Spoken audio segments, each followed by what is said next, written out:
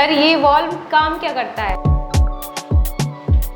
Sir इनके दूसरे नाम बहुत परेशान करते हैं।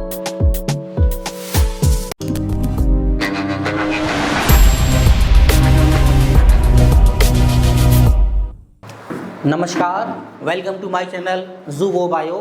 मैं हूं वीरेंद्र कुमार वर्मा और आज मैं आपके लिए लेकर आया हूं यूनिट 5 ह्यूमन फिजियोलॉजी का चैप्टर डाइजेशन एंड एब्सॉर्प्शन का रिवीजन सेशन। आज के हमारे लेक्चर का टॉपिक है प्रीवियस ईयर एमसीक्यू पार्ट 1, जिसे एग्ज़ाम आर्ची पार्ट 1 हम बोल रहे हैं। ये लेक्चर उन बच्चों के लिए एप्लीकेबल है जो नीट की तैयारी कर रहे हैं, क्लास 11th में है, क्लास 12th में है और वो बायोलॉजी स्ट्रीम से पढ़ रहे हैं। आज के हमारे लेक्चर का पहला क्वेश्चन है which cell must be present in mucus secreting organ. जो सेल्स म्यूकस सेक्रीटिंग ऑर्गन में प्रेजेंट होती हैं उसका नाम बताना है आपको। ए में दिया है गॉबलेट सेल्स, बी में दिया है पनेट सेल, सी में दिया है ऑक्साइटिक सेल और डी में दिया है पेप्टिक सेल। जो म्यूकस सेक्रीटिंग सेल्स होती हैं वो होती हैं गॉबलेट सेल्स, और गॉबलेट सेल्स जितने भी आपके म्यूकस सेक्रीटिंग ऑर्गन्स होते हैं उनमें ये प्रेजेंट होती हैं और म्यूकस का सेक्रीशन करती हैं। सर इनमें जो गॉबलेट सेल एवं जो बाकी की सेल हैं ऑप्शन में, इनकी पोजीशन क्या होती है? Goblet cells unicellular mucus secreting cells होती हैं। ये बॉडी में एपिथेलियम लाइनिंग में प्रेजेंट होती हैं। ये रिस्पायरेटरी ट्रैक्ट में प्रेजेंट होती हैं, स्मॉल इंटेस्टाइन के इलियम में प्रेजेंट होती हैं, लार्ज इंटेस्टाइन के कोलन में मेनली प्रेजेंट होती हैं। गॉबलेट सेल म्यूकस का सेक्रीशन करती हैं जो एसिडिक एंड मैकेनिकल डैमेज से इंटेस्टाइन की वॉल को प्रोटेक्ट करता है। गॉबलेट सेल्स रिप्रोडक्टिव और यूरिनरी ट्रैक्ट में भी प्रेजेंट रहती हैं। गॉबलेट सेल्स लुब्रिकेशन, प्रोटेक्शन एवं फॉरेन पार्टिकल्स को पकड़ने में मेन रोल अदा करती हैं। जो ऑप्शंस में बाकी की सेल दे रखी थी उनमें एक नाम था Paneth cell. Paneth cell small intestine में जेजुनम एवं इलियम में mainly crypts of Lieberkuhn में पाई जाती हैं। पनेट सेल्स लाइसोजाइम, डिफेंसिन्स एवं फॉस्फोलाइपेज A2 जैसे एंटी माइक्रोबियल सब्सटेंस का सेक्रीशन करती हैं। लाइसोजाइम बैक्टीरिया की सेल वॉल को ब्रेक करता है। डिफेंसिन्स बैक्टीरिया एवं फंजाई की मेम्ब्रेन को तोड़ता है। फॉस्फोलाइपेज A2 माइक्रोबियल डिफेंस में हेल्प करता है। पनेट सेल स्मॉल इंटेस्टाइन में पैथोजेंस के against first line of defence की तरह एक्ट करती हैं। ऑक्साइटिक सेल्स को पैराइटल सेल्स भी कहते हैं। ये स्टोमक की गैस्ट्रिक ग्लैंड्स में पाई जाती हैं और मेनली स्टोमक में ये फंडस और बॉडी में प्रेजेंट होती हैं। HCl एवं इंट्रिंसिक फैक्टर का सेक्रीशन करती हैं। इंट्रिंसिक फैक्टर इलियम में विटामिन B12 के एब्सॉर्प्शन के लिए आवश्यक होता है। अब बात करते हैं पेप्टिक सेल या चीफ सेल की। ये भी स्टोमक की गैस्ट्रिक ग्लैंड में पाए जाते हैं और मेन रूप से ये भी फंडस और बॉडी में प्रेजेंट होते हैं।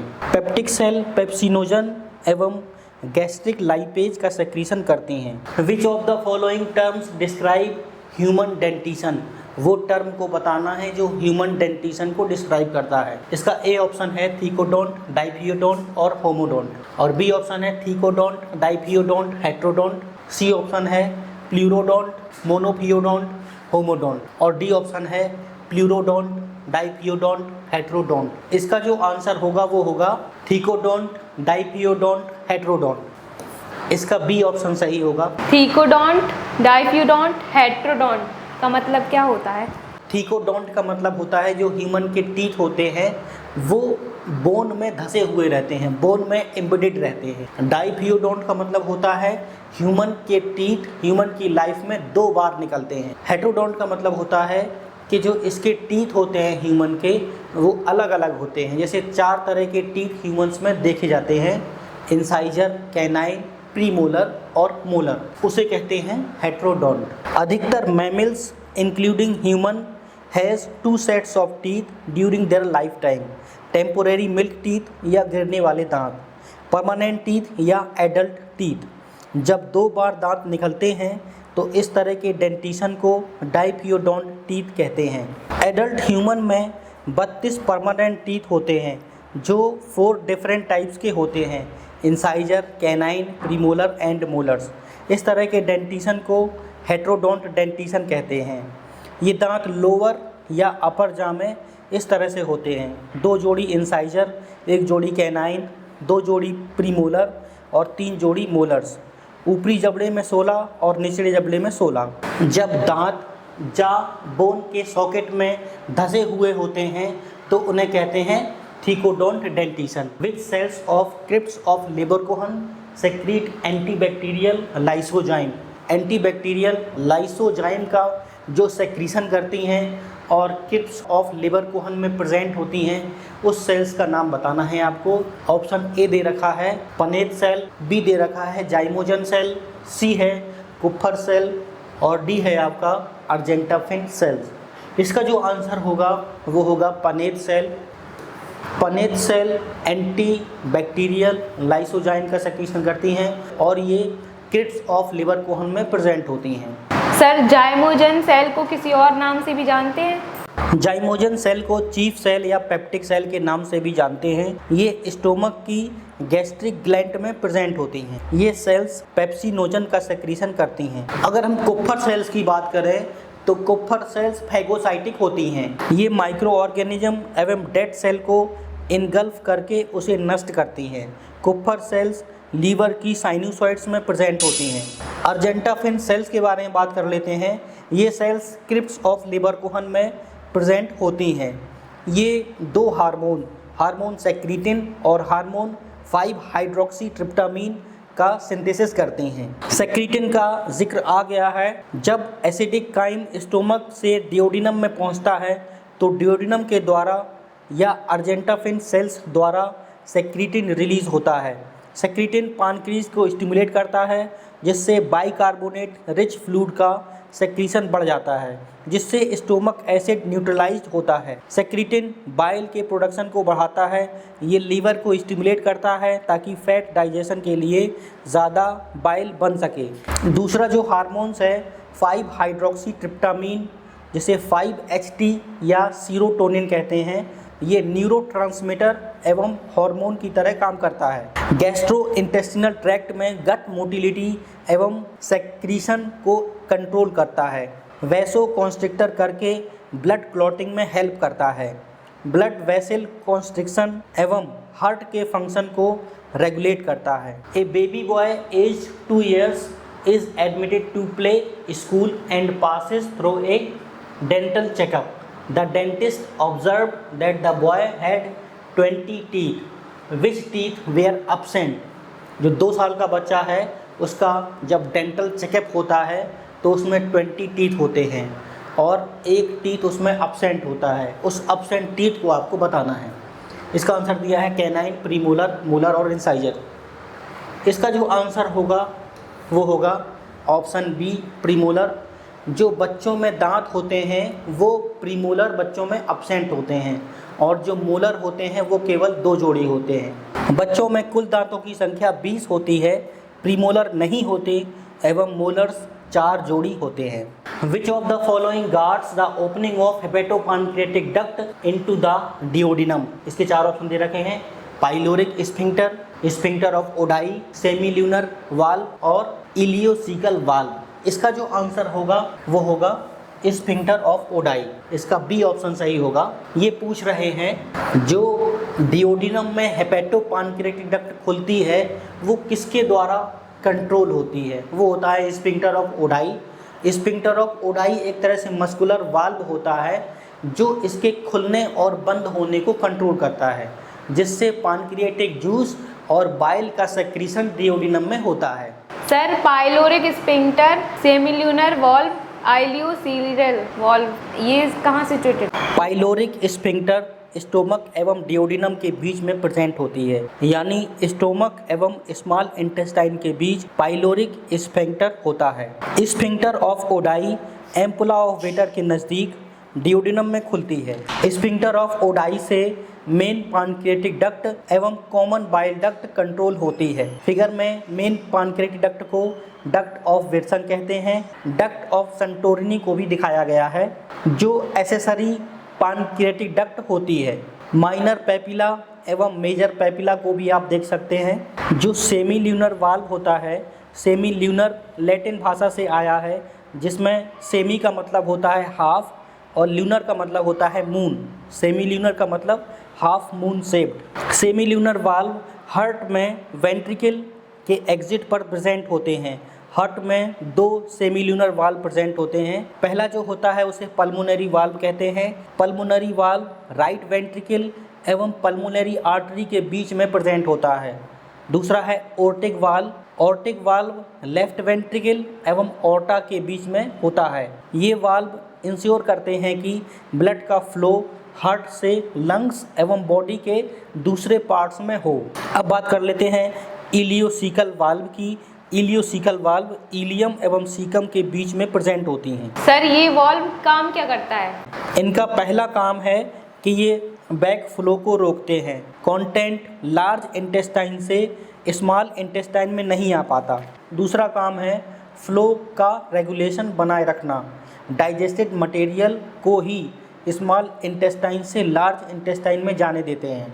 तीसरा काम है स्मॉल इंटेस्टाइन में न्यूट्रिएंट्स का प्रॉपर एब्सॉर्प्शन हो, इसके लिए मूविंग डाउन की प्रोसेस स्लो करता है जिससे एब्सॉर्प्शन टाइम मेंटेन रहे। इलियोसिकल वाल्व लार्ज इंटेस्टाइन से स्मॉल इंटेस्टाइन में बैक्टीरियल कंटामिनेशन को रोकता है एवं डाइजेशन में मेन रोल निभाता है। In the stomach gastric acid is secreted by the, जो गैस्ट्रिक एसिड है वो किस सेल से सेक्रीट होता है ये बताना है आपको। ऑप्शन दे रखे हैं peptic cell, acidic cell, gastrin secreting cells और डी ऑप्शन है पैराइटल सेल्स। आपका जो आंसर है वो होगा ऑप्शन डी। पैराइटल सेल्स को ऑक्साइंटिक सेल्स भी कहते हैं और ये HCl का सेक्रीशन करती हैं। सर इनके दूसरे नाम बहुत परेशान करते हैं। जी हाँ, इसमें एक ही सेल को 2 या 3 नामों से जाना जाता है। जैसे पेप्टिक सेल की बात करें अगर, तो स्टोमक में जो पेप्टिक सेल प्रेजेंट होती हैं उन्हें चीफ सेल, जाइमोजेनिक सेल या गैस्ट्रिक चीफ सेल के नाम से भी जानते हैं। पेप्टिक सेल्स पेप्सिनोजन एवं गैस्ट्रिक लाइपेज का सेक्रीशन करती हैं। पेप्सिनोजन का एक्टिव फॉर्म पेप्सिन है। पेप्सिन एवं लाइपेज प्रोटीन एवं फैट के डाइजेशन में हेल्प करते हैं। क्वेश्चन में एक टर्म दिया था एसिडिक सेल्स, क्योंकि पैराइटल सेल्स या ऑक्साइंटिक सेल्स HCl का सेक्रीशन करते हैं, इसलिए कभी कभी पैराइटल सेल्स को ही एसिडिक सेल्स कह देते हैं, जो गलत है। ऑप्शन में एक और टर्म दे रखा था गैस्ट्रिन सेक्रीटिंग सेल्स, या जिसे G सेल्स भी कहते हैं। Gastrin secreting cells mainly stomach की एंट्रम एवं डिओडिनम में प्रेजेंट होती हैं। G cells gastrin hormone secrete करती हैं, जो पैराइटल सेल्स को स्टिमुलेट करता है, जिससे HCl सेक्रीशन बढ़ जाता है। स्टोमक की मोटिलिटी को प्रमोट करता है, जिससे स्टोमक में फूड मिक्स हो सके। चीफ सेल को स्टिमुलेट करता है, जिससे पेप्सिनोजन का सेक्रीशन बढ़ जाता है। गैस्ट्रिन हार्मोन डाइजेस्टिव फंक्शन को रेगुलेट करता है। भोजन करने पर स्पेशली प्रोटीन युक्त भोजन लेने से G सेल एक्टिवेट होती हैं, और जब स्टोमक का pH बहुत कम हो जाता है तो G सेल इनएक्टिवेट हो जाती हैं या इनबिट हो जाती हैं। स्टोमक में पाइलोरिक एंट्रम को दिखाते हुए जहां G सेल्स प्रेजेंट होती हैं। पैराइटल सेल्स को ऑक्साइंटिक सेल्स भी कहते हैं। ये HCl का सेक्रीशन करती हैं, पेप्सिनोजन को एक्टिवेट करती हैं, इंट्रिंसिक फैक्टर का प्रोडक्शन करती है। इंट्रिंसिक फैक्टर स्मॉल इंटेस्टाइन में विटामिन B12 के एब्सॉर्प्शन के लिए आवश्यक है। Parietal cells mainly found in gastric gland of the fundus and body of the stomach. Figure में आप देख सकते हैं। The primary dentition in human differs from permanent dentition is not having one of the following type of teeth. जो primary teeth निकलते हैं और बाद में जो परमानेंट टीथ निकलते हैं, तो ये पूछ रहे हैं कि प्राइमरी टीथ में कौन से दांत अब्सेंट होते हैं। वो होते हैं प्रीमोलर।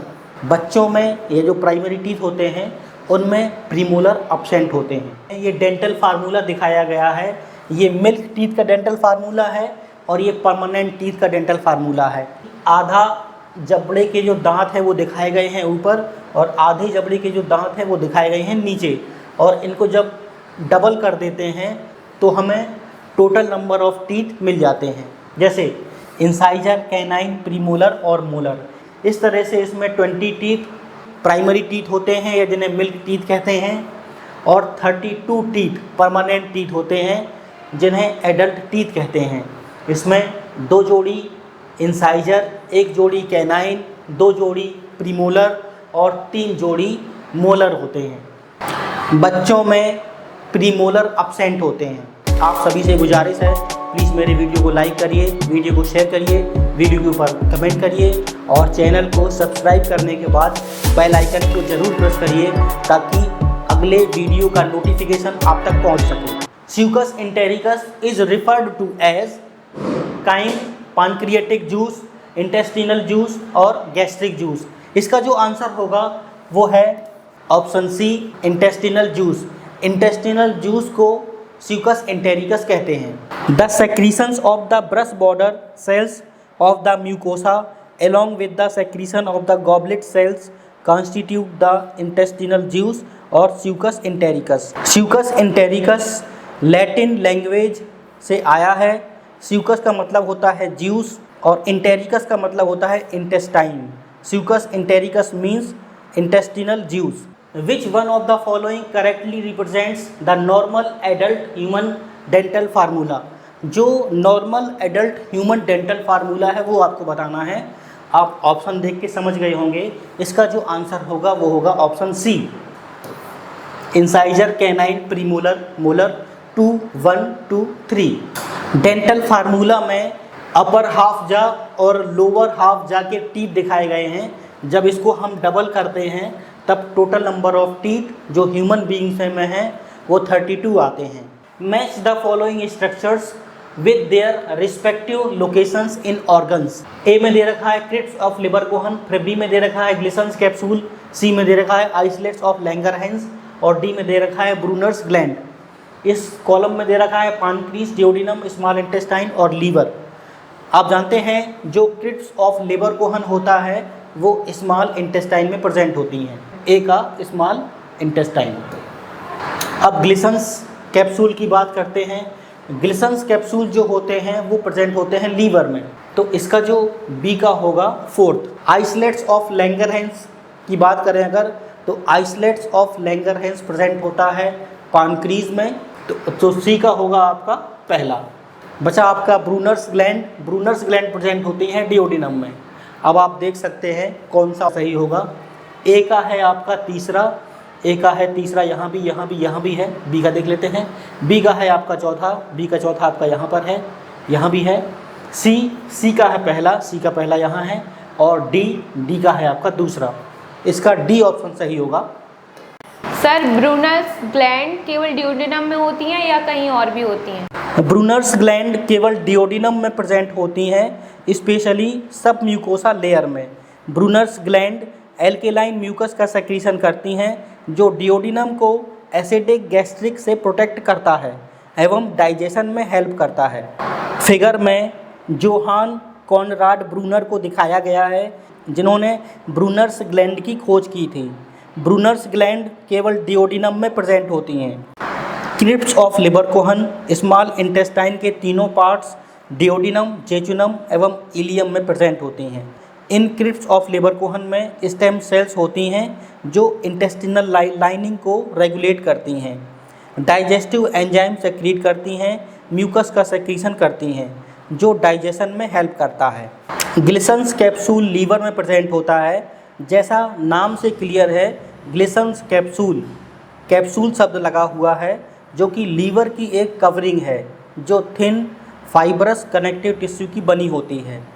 इसमें नर्व फाइबर होते हैं जो लीवर को सेंसिटिव बनाते हैं, जिससे हेपेटाइटिस या लीवर कॉन्गेशन की कंडीशन में इसमें स्ट्रेचिंग या स्वेलिंग होती है तो हमें पेन होने लगता है। ग्लिसन्स कैप्सूल लीवर को स्ट्रक्चरल सपोर्ट प्रोवाइड करता है। आइसलेट्स ऑफ लैंगरहैंस पैनक्रीज में प्रेजेंट होता है। इसमें अल्फा सेल से ग्लूकेगॉन, बीटा सेल से इंसुलिन, गामा या एफ सेल या पीपी सेल से पैनक्रियाटिक पॉलीपेप्टाइड एवं डेल्टा सेल से सोमैटोस्टैटिन का सेक्रीशन होता है। सर बाकी सब तो ठीक है, लेकिन आइसलेट ऑफ लैंगरहैंस क्या होता है? आइसलेट मीन्स होता है small cluster of endocrine cells. Langerhans आया है जर्मन साइंटिस्ट पाउल लैंगरहैंस से, जिन्होंने इन एंडोक्राइन सेल्स का गुच्छा खोजा था। इसलिए इन्हें आइसलेट्स ऑफ लैंगरहैंस कहते हैं। आप सभी से रिक्वेस्ट है, हमारी वीडियो को लाइक करें, शेयर करें, वीडियो के ऊपर कमेंट करके बेल आइकन को प्रेस करना ना भूलें। Thank you, have a nice day.